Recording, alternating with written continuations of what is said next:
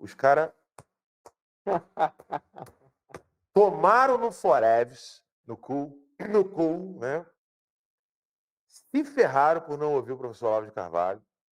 Assim, você vê que é vergonhoso o que está acontecendo com ele. Na década de 90, o professor Olavo escreveu um livro falando sobre como que Antônio Gramsci, um filósofo comunista, revolucionário italiano, como que ele entendeu certas táticas e estratégias que são muito mais duradouras, né? Duradouras mesmo, do que as táticas e estratégia de Stalin e Lenin. Então, esse filósofo italiano chamado Antônio Gramsci, ele queria fazer uma mudança de postura do Partido Comunista na Itália, não foi muito bem-vindo e foi preso pelos comunistas. No cárcere, na cadeia, ele escrevia notas sobre isso e essas notas eram guardadas não pela esposa, porque a esposa o abandonou, mas pela irmã da esposa, ou seja, a cunhada, que acabou virando a mulher dele depois. Então ele é abandonado pela esposa e fica com a cunhada.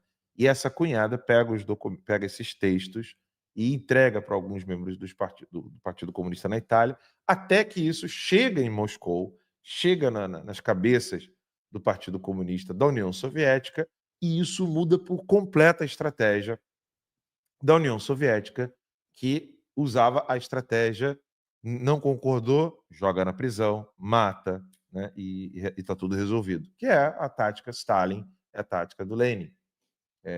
E Antônio Gramsci traz uma outra perspectiva, que você não precisa ficar matando, derramando sangue, quando você pode acabar com a reputação da pessoa, quando você pode destruir o trabalho dessa pessoa, quando você pode modificar por completo a sociedade. É um trabalho mais longo, demora mais tempo, mas segundo Antônio Gramsci seria muito mais efetivo. Pois bem, o professor Olavo escreveu um livro sobre isso, alertando as pessoas sobre isso, sobretudo militares. Isso na década de 90. Lembremos-nos que os militares deixaram o poder em 1986, 85. 89 a gente teve a primeira eleição direta, né? Mas a gente teve Então a vamos botar eleição... 88. 85 a gente teve a eleição do Tancredo Neves, que acabou não assumindo, e ficamos com o José Sarney, né? Então vamos botar 85, então? 85. Então o Olavo, poucos anos depois, né, chegou a alertar os militares brasileiros acerca disso. Um general ouviu, que foi o general Coutinho. Esse general alertou também os outros militares sobre a estratégia de Antônio Gramsci, escreveu um livro sobre isso. E no Brasil a coisa já estava em andamento há um bom tempo, ou seja, os comunistas estavam ali disputando, brigando para ver qual era a tática que eles iriam utilizar. Então você tinha os maoístas, que de certo modo era o pessoal do Partido Comunista Brasileiro, o PCB, que deixou de ficar subserviente a Moscou e passou a ficar subserviente ao Partido Comunista Chinês, com Diógenes Arruda Câmara e o número 2 dele, na década de 50, que era o Oswaldo Peralva. Depois de um tempo, você tinha uma ala do Partido Comunista que, sim, deixou de ficar subserviente a Moscou, mas queria estar mais próximo de Cuba.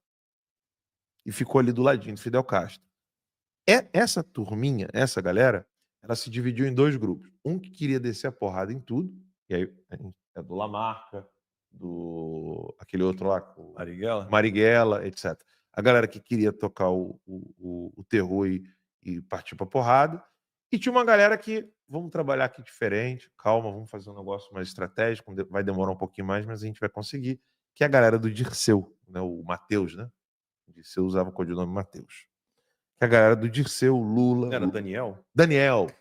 Mateus era o motorista do Marighella, que é aquele do PSDB.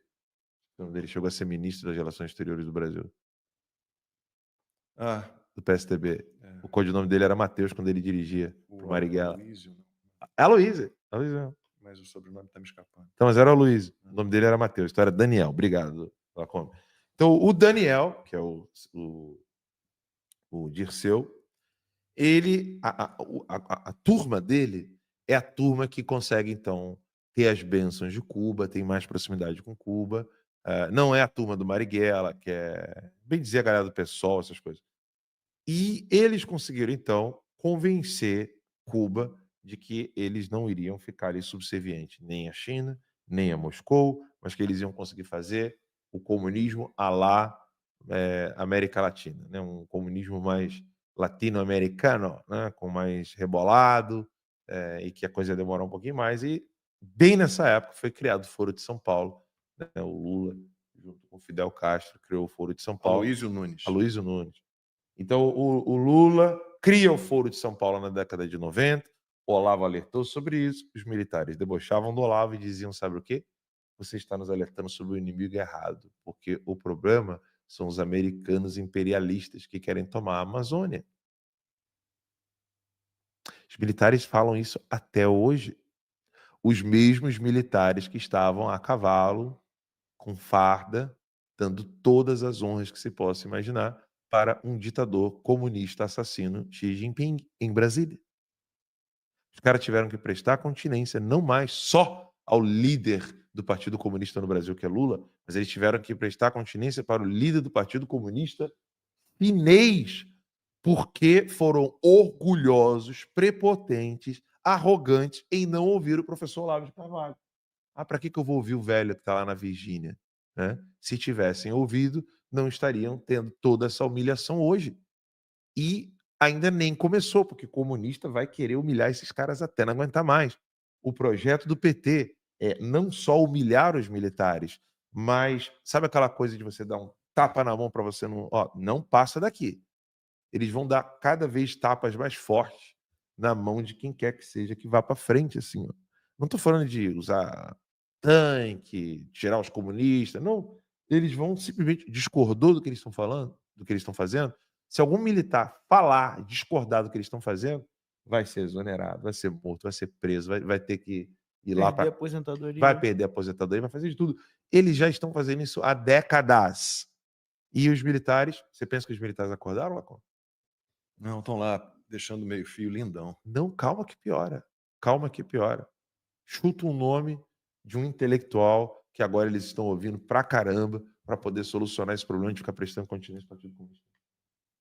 Chuta aí.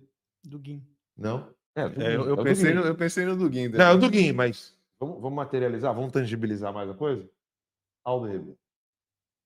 Quando você pensa assim, pô, os caras, né, a gente tinha que ter aquele botão do pi, né? Os caras tomaram no Foreves, no cu, né? Se ferraram por não ouvir o professor Olavo de Carvalho. Assim, você vê que é vergonhoso o que está acontecendo com eles. Comandante que não pode mais ver comandado, tem que ficar obedecendo ordenzinha ilegal e inconstitucional de um pivete que está na Suprema Corte, que é o Alexandre de Moraes. Aí o cara, esses velhos aí das Forças Armadas, não ouviram o Olavo em momento algum. Em momento algum. Foram décadas do Olavo ensinando para eles o que estava acontecendo, qual era o plano, o que iria acontecer. Todos, sem exceção, debocharam do Olavo. E agora estão tentando redimir a vida intelectual deles de anos de leitura de O Príncipe, né, de Maquiavel, ou anos de leitura de... Qual é o nome daquele menininho que fica na lua, brincando com a lua? Rosa? Pequeno Príncipe. Pequeno Príncipe. Anos de leitura de Pequeno Príncipe. Né? Acho que eu não li Pequeno Príncipe, não. Não teve um general que uma vez falou assim, eu estou lendo um livro aqui maravilhoso, relendo Pequeno Príncipe.